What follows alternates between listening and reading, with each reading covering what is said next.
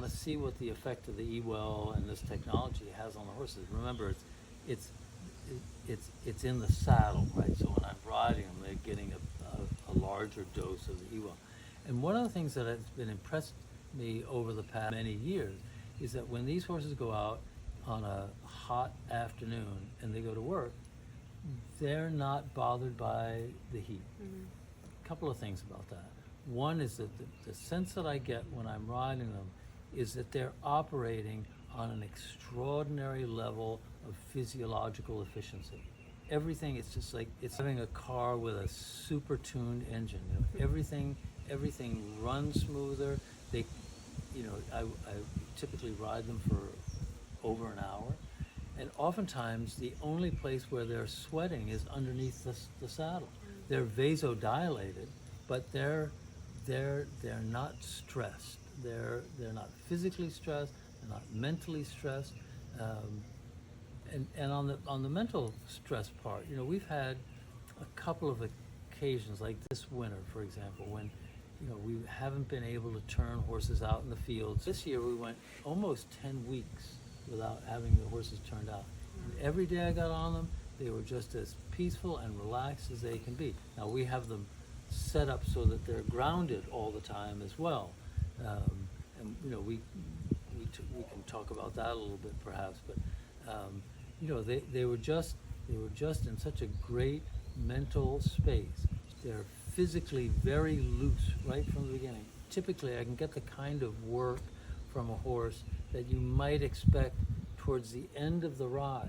I get that right from the beginning, you know, which is what a time saver, you know, what an efficiency saver, you know. And you're out there, if every step that they're taking is a step in a positive physiological state, they're just building the right kind of muscle all of the time.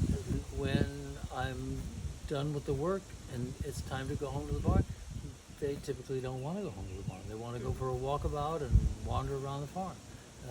So it speaks to me, you know, having worked with these creatures all my life, it speaks to me in a way that lets me know that we're onto something that's quite different, that's quite remarkable, that's much more sympathetic. So how did you first discover that the saddle was having a profound effect in this kind of way? The structure of the saddle, the internal structure of the saddle, the framework, which is called the saddle tree. The saddle tree is what gives the saddle its sort of dynamic relationship with the horse's back. A wooden slat on each side of the horse's spine with a hoop in the back and a hoop in the front to clear the spine, and then you essentially fashion a leather chair for the rider out of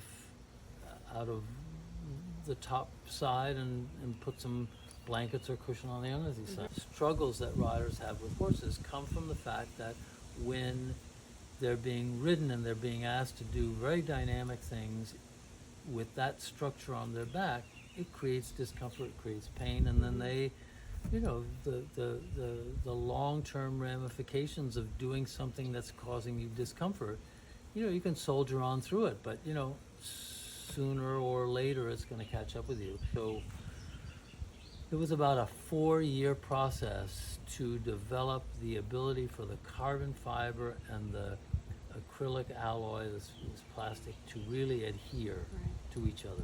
And when that happened, we got that right.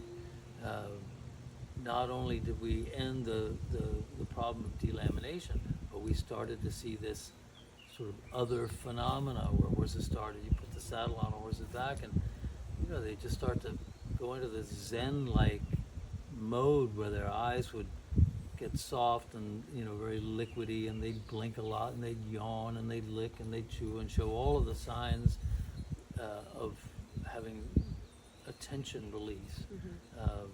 And that was before you even put foot in the stirrup. Yeah. So that let us know that something strange was going on, strange and wonderful. We didn't know what it was, so it took us a little while to figure out that was actually releasing or emitting an energy source that was affecting them in this way.